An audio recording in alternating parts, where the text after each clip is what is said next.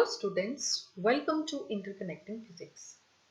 आज मैं आपको इस वीडियो में ये बताऊंगी कि इलेक्ट्रिक पोटेंशियल और इलेक्ट्रिक पोटेंशियल एनर्जी के न्यूमेरिकल प्रॉब्लम्स को कैसे सॉल्व किया जाता है।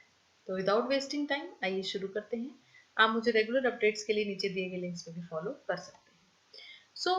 पहली बात तो ये देखिए कि आपको न्यूमेरिकल प्रॉब्लम सॉल्व करने के लिए कॉन्फिडेंट कैसे होना है। चुटकियों में तो आप कॉन्फिडेंस हासिल कर नहीं पाएंगे। उसके लिए आपको क्या करना पड़ेगा, कुछ स्टेप्स हैं जो आपको फॉलो करने पड़ेंगे। पहले भी मैंने आपको ये बताया हुआ है कि न्यूमेरिकल्स आप सोचें कि कोई आपको चुटकियों में बता देगा कि न्यूमेरिकल सॉल्व हो जाएंगे, 5 मिनट की वीडियो में आपको कोई बता देगा कि न्यूमेरिकल्स हम सॉल्व कर सकते हैं, तो ऐसा कुछ भी नहीं है। तो देखिए बेसिक स्टेप्स क्या हैं। सबसे पहले आपने क्या करना है, read carefully what the problem is. सबसे पहले देखिए कि जो न्यूमेरिकल प्रॉब्लम आपको दी है उसको ध्यान से पढ़िए, क्योंकि मोस्टली स्टूडेंट्स क्या करते हैं, प्रॉब्लम देख के ही छोड़ जाते हैं। ठीक है, उसको पढ़िए। And number 2, find the concept, theory, principle behind that problem. और देखिए कि वो जो आपकी प्रॉब्लम है वो किस थ्योरी, किस कॉन्सेप्ट, किस प्रिंसिपल की तरफ इशारा कर रही है, कौन से चैप्टर को बिलोंग कर रही है। Okay, then recall the formula that to be used to solve the problem। और उसके बाद फॉर्मूले को रिकॉल करने की कोशिश करिए। अगर आपने प्रैक्टिस की होगी तो ऑब्वियस है, आपको पता चल जाएगा कि यहाँ पे कौन सा फॉर्मूला यूज होने वाला है। And then write down the given values with proper units. फिर ये देखिए कि आपको गिवन क्या दिया है, चार्ज दिया है, पोटेंशियल दिया है, क्या दिया है आपको गिवन, उनको प्रॉपर यूनिट्स में लिख लीजिए। then convert all the values in the same system of units। फिर सभी सिस्टम ऑफ यूनिट्स को जो है आप सेम कर लीजिए। जैसे कि अगर आपको एसआई में दिया, अगर आपको एसआई में सॉल्व करना है प्रॉब्लम को, तो सारे यूनिट्स को एसआई में कन्वर्ट कर लीजिए। अगर आपको लगता है कि सीजीएस में आपके लिए आसान है सॉल्व करना, तो उसको सीजीएस में कन्वर्ट कर लीजिए। पर मोस्ट ऑफ द टाइम हम एसआई सिस्टम को ही यूज करते हैं। फिर आप प्रॉब्लम को सॉल्व करिए। ठीक है, ये स्टेप्स जब आप फॉलो करेंगे तो डेड श्योर आपकी प्रॉब्लम सॉल्व हो जाएंगी और आप बहुत ही कॉन्फिडेंट हो जाएंगे न्यूमेरिकल्स को सॉल्व करने में। तो देखिए आज जो हम न्यूमेरिकल सॉल्व करने जा रहे हैं वो है बेस्ड इलेक्ट्रिक पोटेंशियल और इलेक्ट्रिक पोटेंशियल एनर्जी पे। तो बेसिक फॉर्मूला जो यूज होने वाले हैं वो ये है, potential due to point charge, electrostatic potential energy. और अगर आपको पोटेंशियल दिया है तब पोटेंशियल एनर्जी क्या होगी, Q into V, and work done in bringing a charge from one point to another point, this formula। and electric field due to a source charge is given by this। and the most important, the value of Coulomb constant is 9 into 10 is to power 9 Newton meter square Coulomb inverse square। तो चलिए आइए शुरू करते हैं।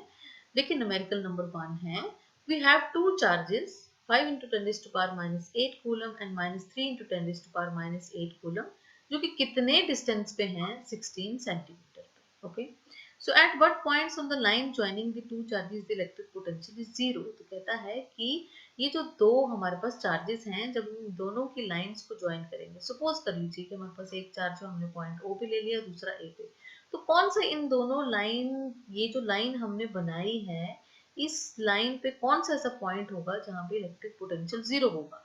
Okay, and take the potential at infinity zero. और इन्होंने कहा है कि मान लीजिए आपने पोटेंशियल जो इन्फिनिटी पे कितना लेना है, जीरो। ओके, तो चलिए सबसे पहले देखिए हमें चार्जेस दिए हैं दो और एसआई में दिए हैं। ठीक है, और उनमें डिस्टेंस जो है वो हमें सीजीएस में दिया है 16 सेंटीमीटर। तो उसको हम जब एसआई में कन्वर्ट करेंगे तो 16 into 10 is to power minus 2 metre हो जाएगा, मीन 0.16 हो जाएगा। ठीक है, चलिए आगे देखते हैं। अब देखिए सपोज करिए हमने एक चार्ज ले लिया ओरिजिन पे 5 into 10 is to power minus 8 coulomb, और दूसरा हमने ले लिया ए पे, ठीक है, minus 3 into 10 is to power minus 8 coulomb, और दोनों में डिस्टेंस कितना है, 16 centimetre. Okay, now the negative charge is taken at A, okay, that is right of the origin। ठीक है, let P is the point where electric potential is zero। Consider कर लेते हैं कि पॉइंट P पे potential zero है। ठीक है, तो potential at P due to O क्या होगा, ये वाला फॉर्मूला यूज करेंगे ना हम, potential due to point charge 1/4 Q over R, फिर Q इज सोर्स चार्ज। हमेशा याद रखिएगा Q इज सोर्स चार्ज। ठीक है, तो अब देखिए potential at P due to charge present at O, it is 1/4 charge is 5 into 10 is to power minus 8 coulomb, and distance between O and P देखिए कितना है, x, क्योंकि पूरा कितना है 16 सेंटीमीटर, हमने p तक मान लिया x है, ठीक है, क्योंकि हमें पता नहीं है ना कहाँ है, तो हमने कंसीडर कर लिया x। तो x देखिए 16 सेंटीमीटर था, तो x भी सेंटीमीटर में है, तो मीटर में कन्वर्ट करने के लिए हमने लिख लिया x into 10⁻²। Similarly potential at p due to point a। अब देखिए आपको पता है if charge is negative potential is negative, तो यहाँ पे नेगेटिव साइन आएगा, एंड ये डिस्टेंस अगर x है तो फिर पी ए कितना हो जाएगा 16 minus x, that is 16 minus x centimetre, ठीक है। तो इसको भी हमने मीटर में कन्वर्ट किया, 10⁻² से मल्टीप्लाई किया। अब हमें पता है पॉइंट पी जो हमने कंसीडर किया है वो हमने क्या असम्पशन पे कंसीडर किया था कि यहाँ पे पोटेंशियल क्या है 0, तो it means v1 plus v2 equal to 0। Values को हमने पुट कर लिया, ओके। और हम जो कॉमन टर्म्स है वो बाहर निकालेंगे, जैसे 1/4πε0 कॉमन था, 10⁻⁸ देखिए कॉमन था यहाँ पे, 10⁻⁻2 भी कॉमन था, तो ये टर्म्स हमने जो है constant term sorry common terms बाहर निकाली, और अंदर हमारे पास क्या है ब्रैकेट्स में 5/x-3/16 - x। अब देखिए ये इक्वल टू 0 है, ये 0 हो नहीं सकता, ये 0 नहीं हो सकता, तो क्या 0 होगा, मीन्स ब्रैकेट के अंदर वाली टर्म 0 है। अब देखिए इनको क्रॉस मल्टीप्लाई करिए और x हमारे पास आएगा x equal to 10 centimetre, means 10 centimetre पे यहाँ से पॉइंट ओ से 10 सेंटीमीटर पे जो पॉइंट होगा वहां पे पोटेंशियल की वैल्यू क्या होगी 0। तो देखिए अगर हम एक्सटेंडेड लाइन पे ले लेते हैं पॉइंट पी को, जैसे अभी तो हमने इन दोनों के बीच में लिया ना, बीच में कहीं भी ले लिया, ठीक है। अब देखिए मान लेते हैं हमारे पास एक्सटेंडेड लाइन है, ये पॉइंट ओ है, ये पॉइंट ए है, और यहाँ ले लिया हमने कहीं पॉइंट पी, और मान लीजिए जो टोटल डिस्टेंस है ओरिजिन से वो है x, और ये ऑलरेडी डिस्टेंस हमें दिया हुआ है कितना 16 सेंटीमीटर, ठीक है। अब देखिए जब पॉइंट P पे O से लेंगे तब तो x आएगा, जब पॉइंट P पे, ठीक है, हम पोटेंशियल लेंगे A की वजह से, तो कितना आएगा x माइनस 16। तो जब इसको मीटर में कन्वर्ट करेंगे तो 10⁻⁻2 से मल्टीप्लाई कर लेंगे, ठीक है। तो जब इस तरीके से हम इस इक्वेशन को सॉल्व करेंगे तो x आएगा 40 सेंटीमीटर, ओके। अगर हम इन दोनों के बीच में पॉइंट लेते हैं तो x है 10 सेंटीमीटर पे, लेकिन ऐसा भी तो हो सकता है कि बीच में ना होके पॉइंट कहीं और हो, एक्सटेंडेड लाइन पे हो, ठीक है। तो आ जाएगा हमारा x इक्वल टू 40 सेंटीमीटर। अब आप सोच रहे होंगे कि हमने इस साइड पॉइंट भी लिया, पॉइंट भी हम इस साइड भी तो ले सकते थे, left of x less than 0 पे भी तो ले सकते थे, क्योंकि ओरिजिन हमने यहाँ लिया है, x लेस देन 0 पे भी ले सकते थे, लेकिन ये पॉसिबल नहीं है कि हम x लेस देन 0 पे पोटेंशियल को ऐड करें और वो क्या हो जाए 0। ये हमेशा आपने याद रखना है कि x लेस देन 0 पे इट्स नॉट पॉसिबल, ठीक है।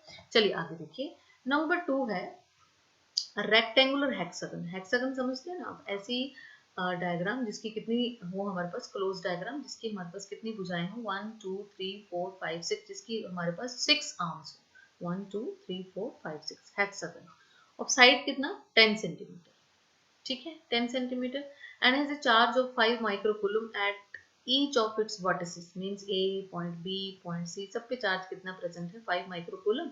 5 microcoulomb means 5 into 10⁻⁻6 coulomb, okay। now calculate the potential at the center of the hexagon, ठीक है। सबसे पहले given each side of the hexagon is 10 centimetre, और जो है 10 सेंटीमीटर को हम जब मीटर में कैसे कन्वर्ट करते हैं 10⁻⁻2 से मल्टीप्लाई करके 10 डिवाइडेड बाई, तो ये देखिए कितना आ गया 0.1 मीटर, ठीक है। अब charge at each end of the hexagon और each vertex of the hexagon is 5 microcoulomb which is 5 into 10⁻⁻6 microcoulomb. मैंने आपको बताया है कि माइक्रोकूलम क्या होता है 10⁻⁻6 कूलम, ठीक है। नाउ अब देखिए इनको आप ज्वाइन कर लीजिए, ए डी को, एफ सी को और पी ई को। लेट अस टेक, हम ट्राइंगल लेते हैं बी ओ सी। अब देखिए यहाँ पे जो एंगल बनेगा 60, ये भी 60, ये भी 60, ये भी 60, ये भी 60, ये भी 60, 1 2 3 4 5 6, तभी तो बनेगा 360 डिग्री टोटल, समझ रहे हैं ना हेक्सागन में, तभी ये एंगल कितना बनेगा प्रॉपर ऐसे, कितना बनेगा 360 डिग्री, ठीक है। तो अब देखिए 60 डिग्री है, इट मीन्स इक्विलेटरल ट्राइंगल है। क्या है इक्विलेटरल ट्राइंगल, ये भी 10 सेंटीमीटर, ये भी 10 सेंटीमीटर, ठीक है, समझ गए आप। अब देखिए हमने डिस्टेंस क्या निकालना है, आर निकालना है, तो अब ये 10 सेंटीमीटर है तो ये भी 10 सेंटीमीटर होगा, क्योंकि इक्विलेटरल ट्राइंगल जिसकी तीनों साइड्स बराबर हों, ठीक है। तो ये 10 सेंटीमीटर है, ये भी 10 सेंटीमीटर है, मीन्स 0.1 मीटर है। अब पोटेंशियल देखिए ओ पे निकालेंगे। अब देखिए हमारे पास देखिए कितनी साइड्स है 1 2 3 4 5 6, मीन्स सी की वजह से निकालेंगे, यहाँ पे पोटेंशियल बी की वजह से निकालेंगे, ए की वजह से निकालेंगे, एफ की वजह से निकालेंगे, ई की वजह से निकालेंगे, डी की वजह से निकालेंगे, तो 6 पोटेंशियल्स हमारे पास होंगे एट, ठीक है। तो 6 times 1/4 pi epsilon nought, formula वही यूज होगा, देखिए 1/4 pi epsilon nought Q over R. Q is source charge और यहाँ पे ईच वर्टेक्स पे कितना चार्ज है 5 micro coulomb, means 5 × 10⁻⁻⁶ coulomb divided by distance कितना है 0.1 मीटर। तो जब हम सॉल्व करेंगे, हमें देखिए कैसे सॉल्व करेंगे, 1/4 पाई एप्सिलॉन नॉट की वैल्यू 9 × 10⁻⁹, ठीक है। इसको 1 × 10⁻⁻1 है, ये कितना है 1 × 10⁻⁻1, ठीक है। ऊपर जाके 1, तो हमारे पास जो वैल्यू है वो कैसे आएगी 2.7 × 10⁶ वोल्ट। देखिए बैठिए और ट्राई करिए, ये मेरे बताने से कि 10 पावर को आप मल्टीप्लाई करिए, ऐड करिए, ऐसे सॉल्व नहीं होगा हवा में, आपको पेन और कॉपी लेके इनको सॉल्व करना पड़ेगा। And the value is 2.7 × 10⁶ volt. Okay, अब आगे देखिए न्यूमेरिकल नंबर 3 है, 2 charges 2 microcoulomb and -2 microcoulomb are placed at point A and B 6 centimetre apart. Suppose कर लीजिए पॉइंट P ले ली, यहाँ पे A है, चलो मैंने P ले लिया, इट्स ओके। यहाँ B है, चलो मैंने इसको Q ले लिया, चलिए इसको A और B ही मान लेते हैं अगर दिया है तो, ठीक है। और कितना है डिस्टेंस दोनों में 6 centimetre. So number 1, identify N equipotential surface of the system, ठीक है। इक्विपोटेंशियल सरफेस ढूंढना है, कहाँ है, ठीक है। We know that equipotential surface होता क्या है, इक्विपोटेंशियल सरफेस वो होता है जहाँ पे हर पॉइंट पे पोटेंशियल की वैल्यू क्या हो, same, at every point of which the value of electric potential is same, and one of such plane is normal to line PQ, normal to line PQ and pass through the center, ठीक है। and the plane locate at the center of the PQ because the magnitude of charges is same। देखिए क्यों, देखिए ना equal and opposite charges हैं, ये क्या बन रहा है बेसिकली डाइपोल मूवमेंट, और हमने पढ़ा है पोटेंशियल जो है वो यहाँ पे देखिए सेंटर में, देखिए ये सेंटर से परपेंडिकुलर प्लेन होगा जो किस लाइन पे होगा PQ पे, यहाँ पे क्या बनेगा इक्विपोटेंशियल सरफेस, ठीक है, याद रखना है आपने। और यहाँ पे आपने एक बात और याद रखनी है, what is the direction of the electric field at every point on this surface, electric field की डायरेक्शन इस इक्विपोटेंशियल सरफेस पे। आपको पता है इक्विपोटेंशियल सरफेस में हमने प्रॉपर्टीज में पढ़ा है कि ऑन इक्विपोटेंशियल सरफेस, देखिए हर बार फॉर्मूला नहीं लगता है, कई बार कॉन्सेप्ट्स भी लगते हैं, ठीक है।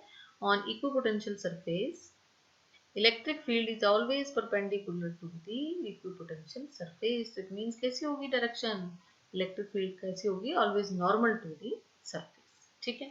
चलिए आगे देखिए numerical number 4, a spherical conductor of radius 12 cm has a charge this distributed uniformly over the surface। obviously conductor के अंदर चार्ज तो होता नहीं, कहाँ होता है सरफेस पे।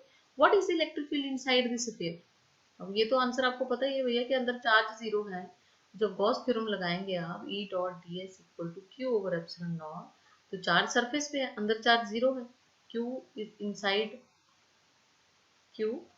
The conductor is 0, so electric field क्या होगी इनसाइड द कंडक्टर 0, ठीक है।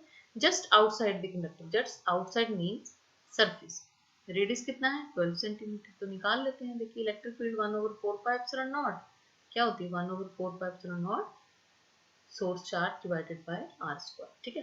तो क्या है चार्ज, ये है, लिख लिया। डिस्टेंस कितना है 12 सेंटीमीटर, मीटर में कन्वर्ट किया 12 × 10⁻², सो 0.12 मीटर, तो स्क्वायर में है तो 2 बार लिख लिया। 1/4 पाई एप्सिलॉन नॉट की वैल्यू 9 × 10⁹, तो हमने ये डेसिमल्स हटा लिए और 12 × 12 144, ओके। तो जब ये सॉल्व किया तो answer is 10⁵ newton coulomb inverse, okay. Because ये 16 होगा, 16 9 जा 144, 9 9 कट जाएगा and answer will be 10⁵ newton coulomb inverse, क्योंकि electric field is force divided by test charge which is newton coulomb inverse, okay. अब देखिए at a point 18 centimetre from the centre of the sphere, means 18 centimetre यहाँ पे centre से, तो metre में 0.18, तो charge तो वही है लेकिन डिस्टेंस इस बार चेंज हो गया है, 18 हो गया है, 0.18 मीटर हो गया है, तो वैल्यू आप पुट करेंगे तो value will be 4.4 × 10⁴ Newton coulomb inverse. देखिए सॉल्व करिए, अगर आपको कोई प्रॉब्लम आती है तो आप मुझे कमेंट सेक्शन में लिख सकते हैं या फिर आप टेलीग्राम पे मुझे बता सकते हैं, ठीक है। चलिए न्यूमेरिकल नंबर 5 देखिए, अ चार्ज ऑफ 8 मिली, ठीक है, is located at origin, okay.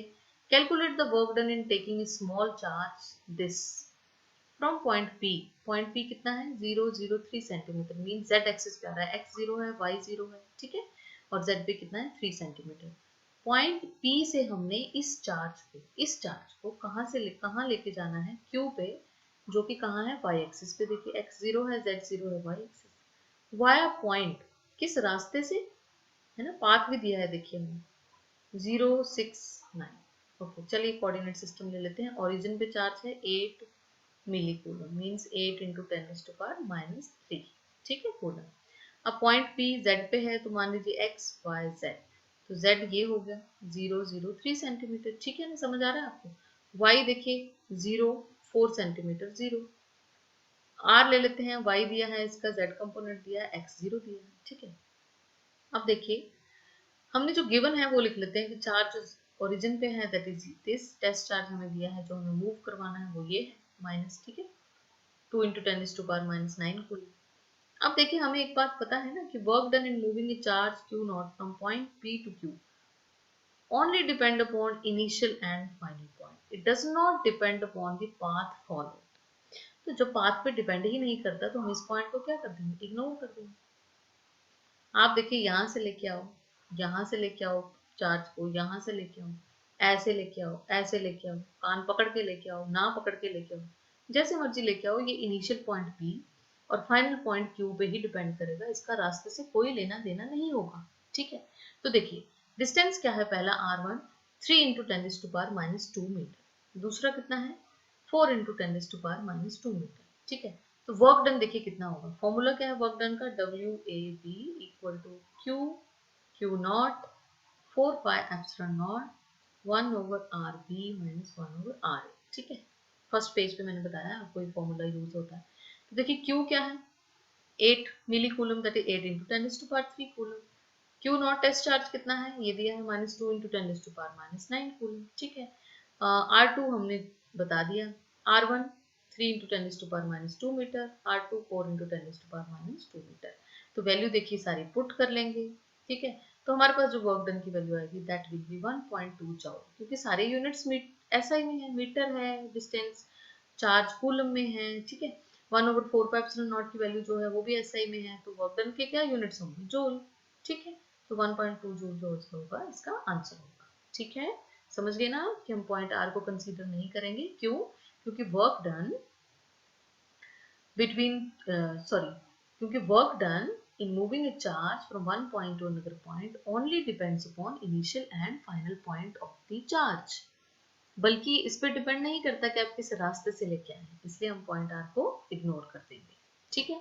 चलिए देखिए न्यूमेरिकल 6 है, एक क्यूब साइड B, एक क्यूब दिया है जिसकी साइड B है और हर वर्टेक्स पे चार्ज कितना है Q, यहाँ पे चार्ज Q, यहाँ पे Q, यहाँ पे Q, यहाँ पे Q, यहाँ पे Q, यहाँ पे Q, यहाँ पे Q, ठीक है, हर जगह चार्ज कितना है Q।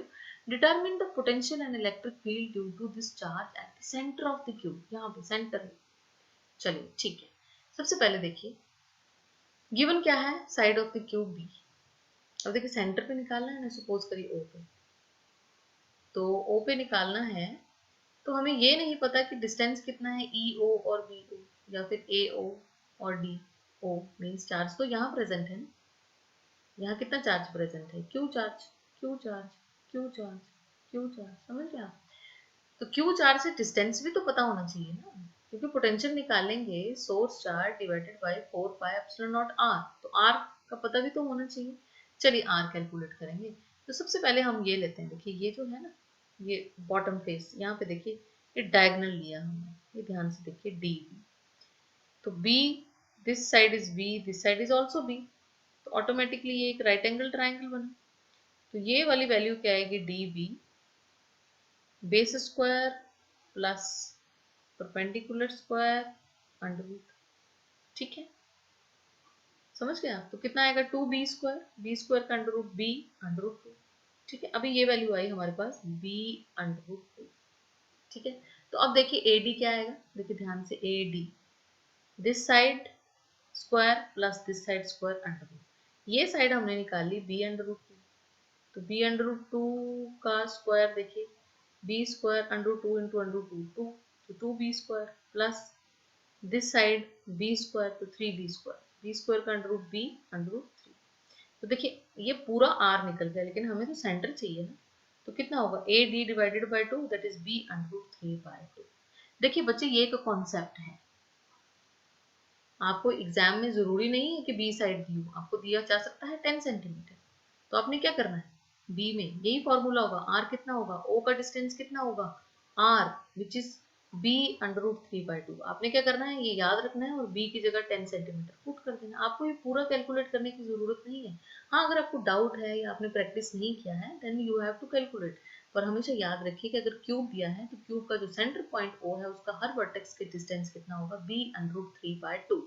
ठीक है, अगर आपको वैल्यू जो भी दिया है बी का, आप बी का वैल्यू पुट करिए और आर जो है वो कैलकुलेट कर लीजिए। ठीक है, अब देखिए potential at O due to presence of 8 vertices, देखिए कितनी है, 1 2 3 4 5 6 7 8।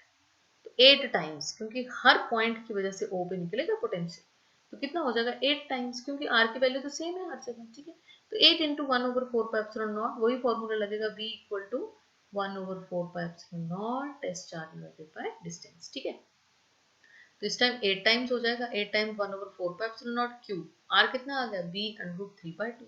ठीक है, आप इनको जब काटेंगे छांटेंगे तो हमारे पास वैल्यू बचेगी 4q डिवाइडेड बाय √3 πε0 b।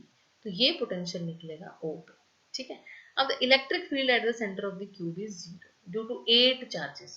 ठीक है, चार्जेस 8 है ना, तो because the charges are distributed symmetrically with respect to centre of the cube, क्योंकि ऐसे निकालेंगे ना, एक की इलेक्ट्रिक फील्ड जो है वो दूसरे से कैंसिल हो जाएगी। ठीक है, ड्यू टू सिमेट्री, तो इलेक्ट्रिक फील्ड क्या होगी, सेंटर ऑफ द क्यूब पे 0। ठीक है, चलिए आगे देखते हैं। A spherical conducting shell of radius r1 and outer radius r2। A spherical conducting shell of inner radius r1, ठीक है, and outer radius r2 has a charge q। Okay, means हमारे पास एक स्फेरिकल शेल दिया है, ये देखिए ऐसे और ऐसे। ठीक है, इनर रेडियस है हमारे पास r1 और आउटर रेडियस है हमारे पास r2, यही है ना। ठीक है, और हैज ए चार्ज q। ठीक है, number A, charge q is placed at the centre of the shell, यहाँ पे चार्ज q है। ठीक है, what is the surface charge density of the inner and outer surface of the shell. बहुत important question है और ये भी एक कॉन्सेप्चुअल क्वेश्चन है। ठीक है, बहुत कॉन्सेप्ट बेस्ड क्वेश्चन है, इसको भी मैं आपको आज क्लियर करवाऊंगी।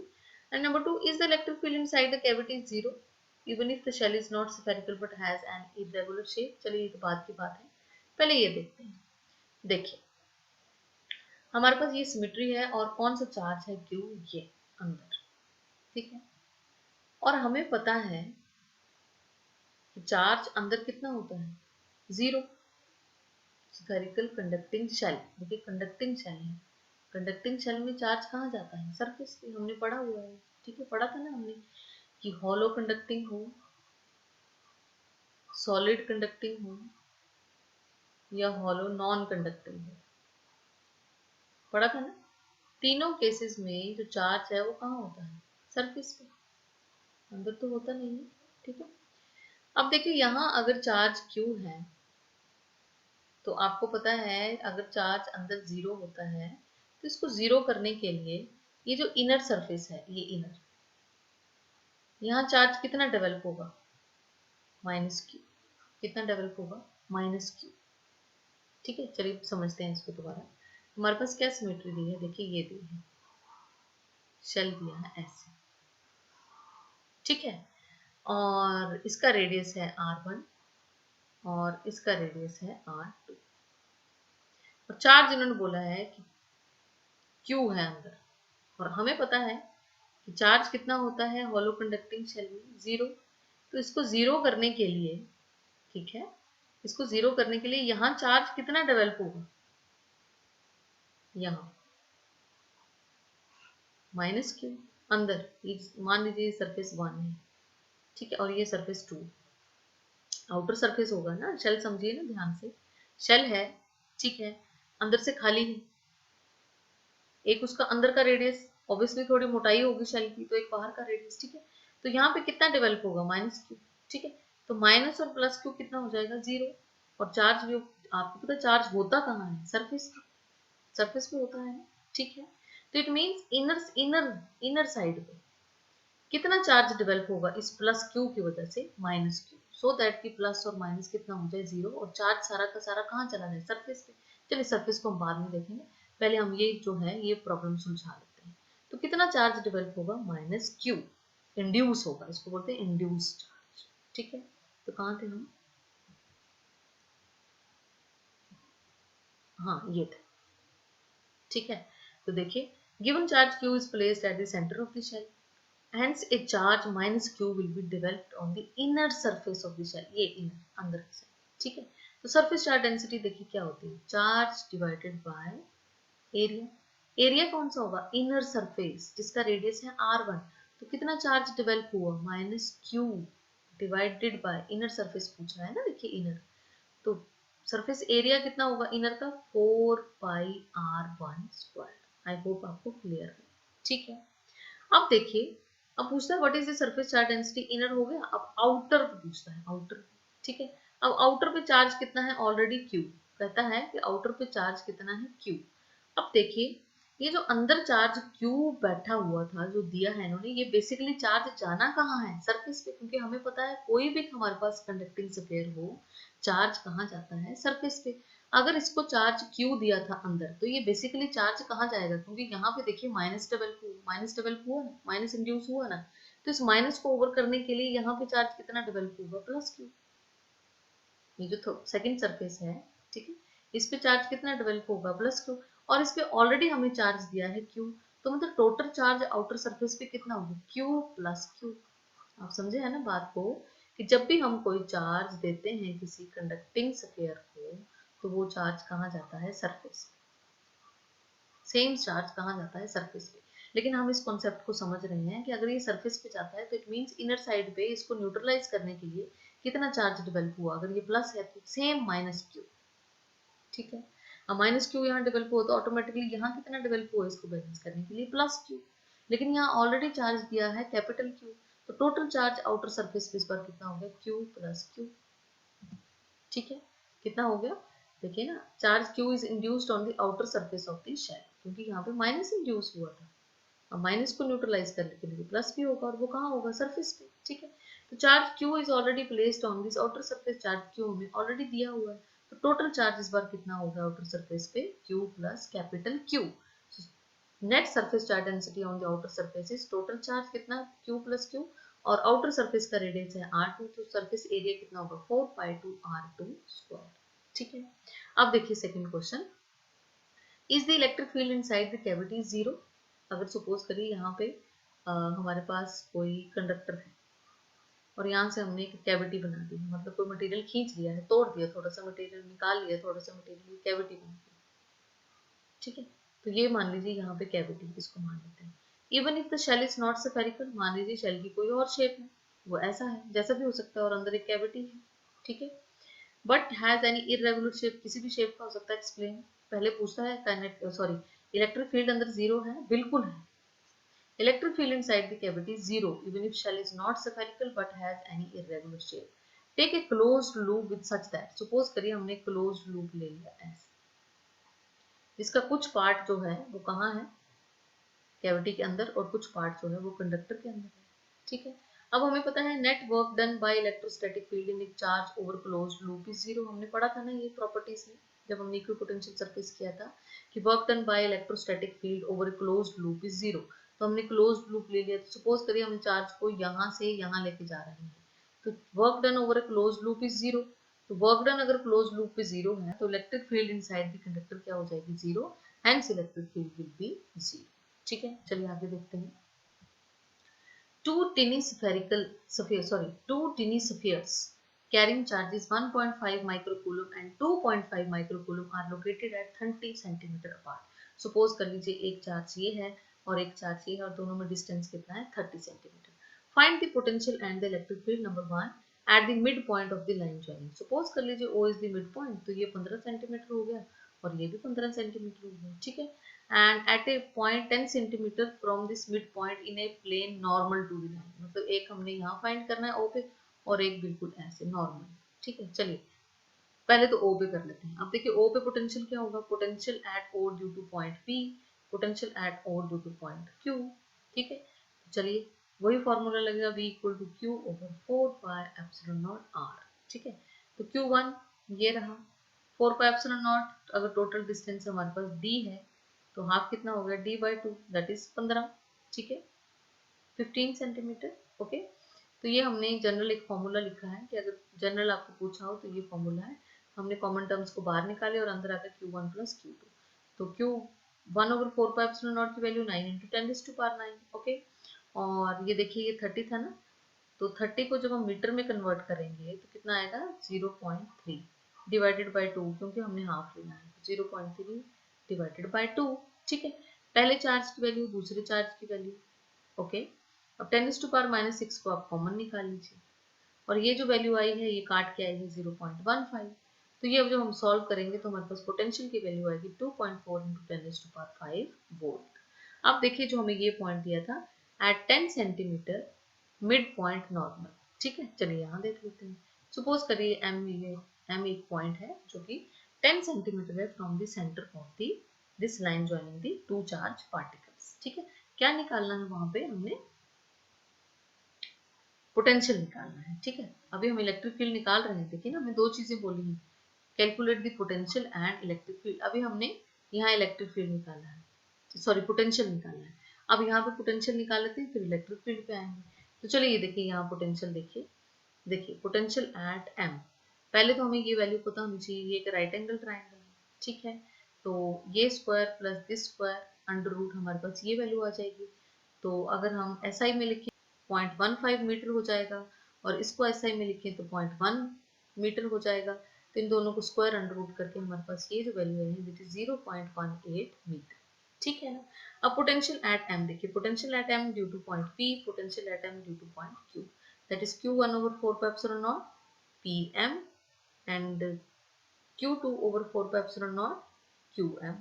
ठीक है, तो 1 over 4πε0 Pm और Qm की वैल्यू सेम है 0.18। ठीक है, तो Q1 प्लस Q2 की वैल्यू पुट करेंगे तो ये पोटेंशियल आ जाएगा।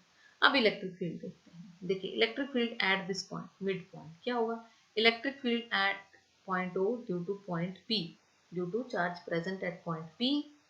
ठीक है, तो देख लेते हैं electric field due to Q2 minus electric field due to Q1। देखिए माइनस Q1, अब देखिए माइनस Q1, देखिए जब हम यहाँ जा रहे हैं इस पॉइंट से तो हम जा रहे हैं कहाँ, पॉजिटिव एक्स एक्सिस पे जा रहे हैं ना। ठीक है, तो इलेक्ट्रिक फील्ड भी पॉजिटिव। और जब हम इस चार्ज की वजह से इलेक्ट्रिक फील्ड पॉइंट O पे देख रहे हैं तब क्या है, electric field negative x axis की साइड आ रही है, इस साइड आएगी ना, अवे फ्रॉम पॉजिटिव चार्ज, ये भी पॉजिटिव है, अवे फ्रॉम पॉजिटिव चार्ज, लेकिन इस बार पॉजिटिव एक्स एक्सिस में जा रही है, इस बार नेगेटिव एक्सिस में जा रही है। इसलिए electric field due to Q2 minus electric field due to Q1। तो देखिए वैल्यू पुट करेंगे, क्या होती है इलेक्ट्रिक फील्ड की value 1 over 4πε0 Q over r square.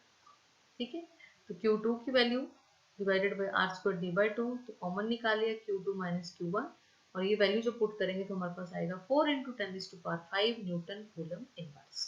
ठीक है, अब पॉइंट M पे देखिए किसकी वैल्यू, इलेक्ट्रिक फील्ड की। पॉइंट M में कैसे निकालेंगे, electric field eight M due to point P, electric field eight M due to point Q। चलिए निकाल लेते हैं, ये देखिए निकाल लिया Pm स्क्वायर, ये वैल्यू पुट किया along Pm, why along Pm, क्योंकि ये पॉजिटिव चार्ज है तो इलेक्ट्रिक फील्ड की डायरेक्शन कैसे जाएगी, ऐसे। यहाँ से भी पॉजिटिव चार्ज था तो इलेक्ट्रिक फील्ड की डायरेक्शन जाएगी ऐसे। तो ये देखिए हमें नेट इलेक्ट्रिक फील्ड कैलकुलेट करने के लिए एक पैरेललोग्राम ड्रॉ करना पड़ेगा। तो जो इलेक्ट्रिक फील्ड की डायरेक्शन होगी जो ये होगी, ठीक है, और यहाँ पे निकलेगी नेट इलेक्ट्रिक फील्ड की वैल्यू। ठीक है, अगर सपोज ये एंगल थीटा है, ठीक है, तो चलिए देखते हैं आगे। तो net electric field E1 square plus E2 square plus 2 E1 E2 cos 2 theta. क्यों, क्योंकि E1 और ये जो E2 में एंगल कितना है, ये भी थीटा ये भी थीटा, टोटल एंगल 2 थीटा। ठीक है, चलिए इस डायग्राम को फिर से बना लेते हैं। यहाँ पे ये देखिए ये था ना, ये था P, ये था Q और ये हमारे पास सेंटर से था m, ये ज्वाइन किया, इसको ज्वाइन किया। तो जब इलेक्ट्रिक फील्ड की वैल्यू m पे निकाली, पॉइंट p पे जो चार्ज प्रेजेंट है पॉजिटिव, तो डायरेक्शन होगी ये, यहाँ पे भी पॉजिटिव चार्ज था, तो पॉइंट m पे जब हमने q की वजह से इलेक्ट्रिक फील्ड निकाली तो डायरेक्शन होगी away from the positive charge. अब नेट निकालने के लिए हमें यहाँ पे पैरेललोग्राम कंप्लीट करना पड़ेगा, और नेट जो होगा डायगोनल होगा। Net electric field is given by diagonal of the parallelogram, और ये एंगल थीटा है तो ये भी थीटा होगा, तो टोटल कितना हो जाएगा E1 और E2 में कितना हो जाएगा 2 थीटा।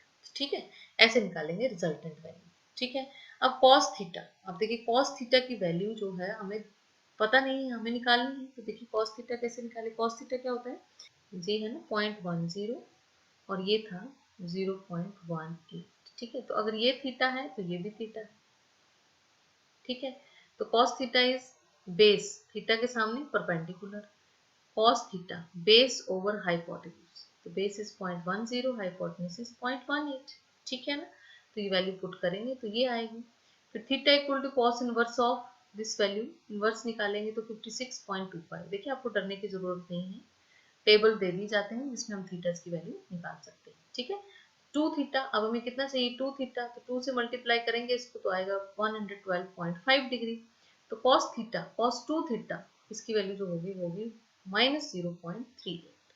तो ये वैल्यू सारी जब हम पुट करेंगे तो हमारे पास फाइनल वैल्यू जो E पे आएगी that will be 6.6 × 10⁵ newton coulomb inverse.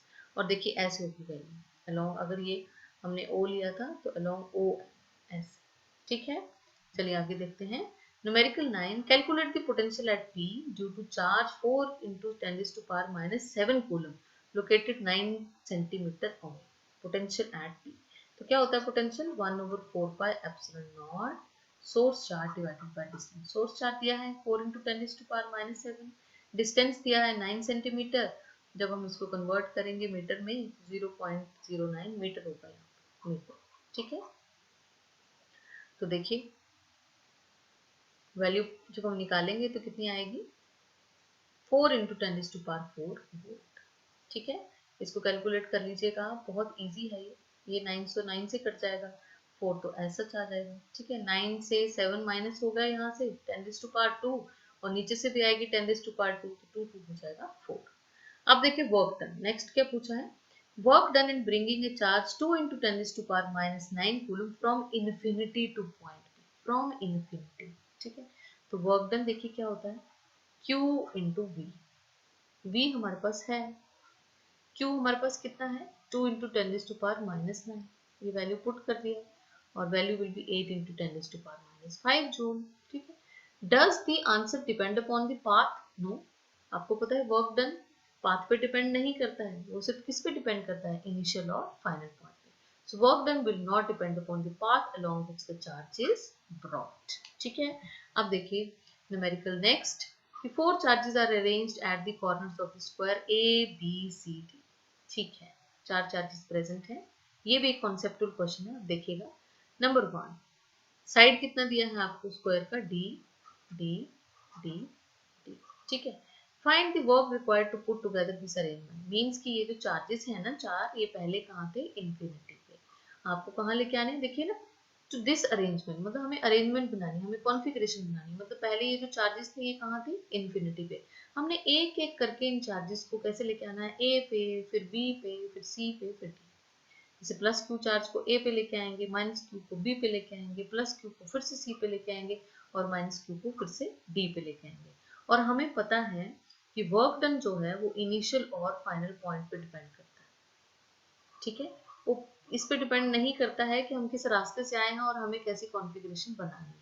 ठीक है, since work done only depends upon initial and final position, it does not depend upon the path followed. ठीक है, तो कैलकुलेट द वर्क डन। देखिए number 1, पहले जब हम चार्ज Q को पॉइंट A पर लेके आएंगे तो पॉइंट B पे जो चार्ज है -Q प्लस Q C पे, ये कहाँ थे सारे इन्फिनिटी। देखिए ना +Q -Q plus Q -Q, ये चार्जेस कहाँ थे इन्फिनिटी पे, और हमने इस चार्ज को, चौथे चार्ज को उठा के कहाँ लेके आए E।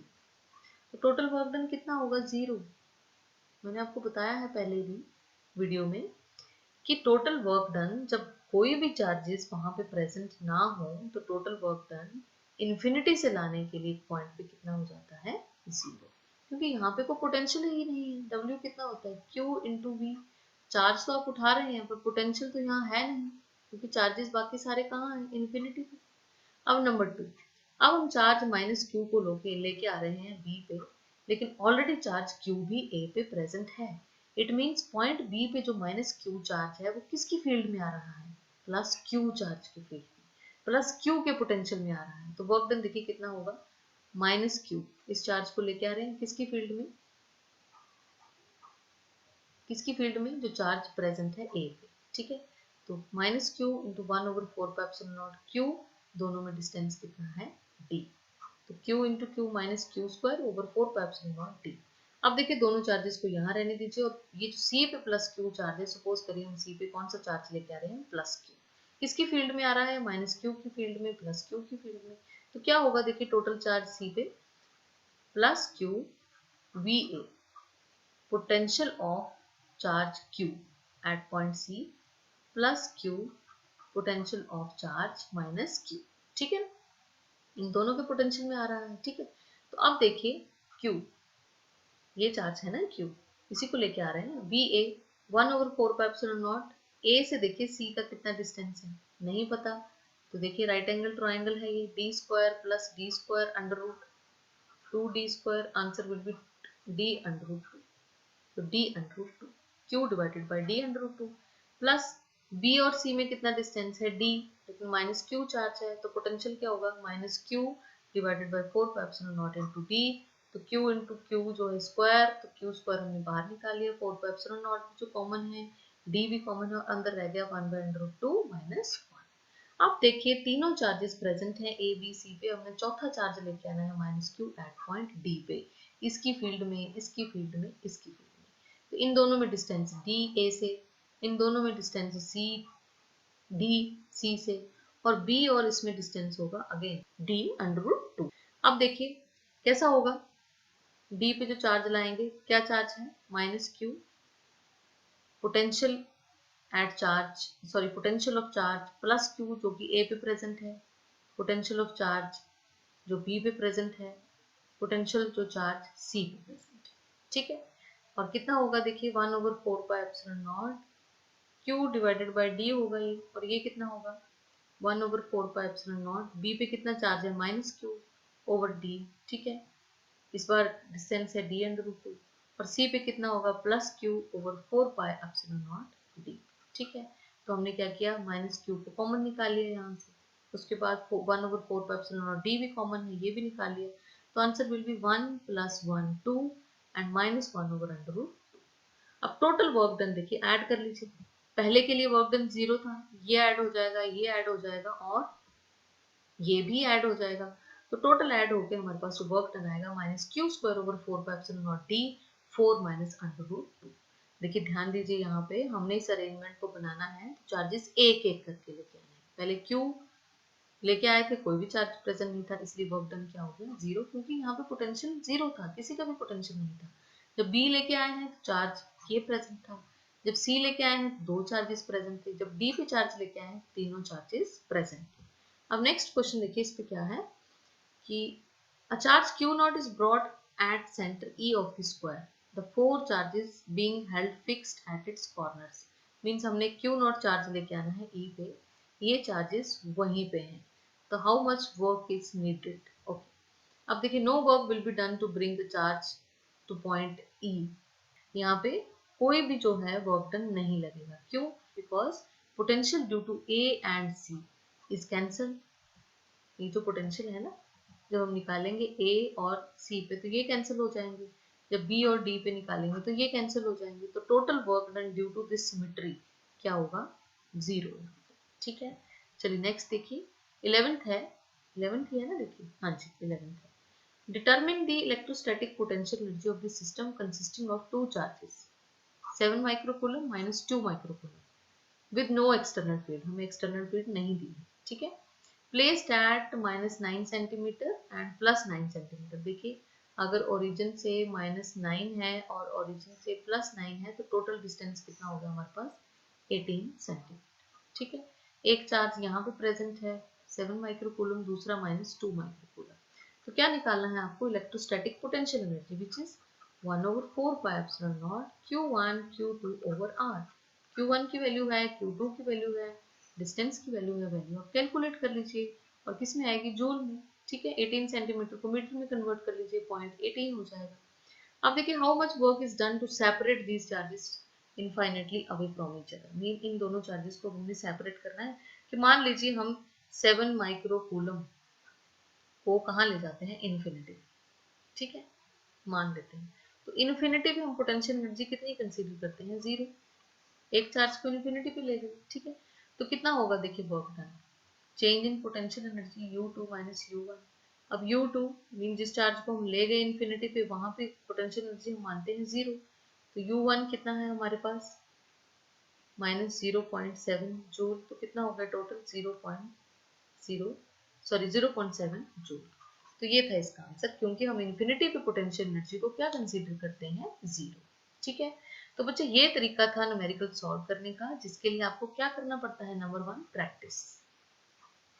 ठीक है, ऐसे चुटकियों में न्यूमेरिकल सॉल्व नहीं होने वाले, आपको बैठना पड़ेगा, प्रैक्टिस करनी पड़ेगी, आपको कॉन्सेप्ट समझने पड़ेंगे। कॉन्सेप्ट में आपको ऑलरेडी इससे रिलेटेड समझा चुकी थी। अगर आपको नहीं पता है कॉन्सेप्ट्स तो आप डिस्क्रिप्शन बॉक्स में भी इस लिंक को देख सकते हैं कॉन्सेप्ट्स के लिए, या फिर आप आई बटन पे भी हिट करके इलेक्ट्रिक पोटेंशियल एनर्जी और इलेक्ट्रिक पोटेंशियल के कॉन्सेप्ट्स को समझ सकते हैं। ठीक है, तो आज के लिए इतना ही। Thank you very much. मुझे सपोर्ट करने के लिए लाइक जरूर करिएगा and don't forget to share and subscribe. अगर आपको पीडीएफ नोट्स की ज़रूरत है तो आप मुझे कमेंट सेक्शन में लिख सकते हैं, या फिर आप मुझे टेलीग्राम पे भी फॉलो कर सकते हैं। Stay happy, stay healthy.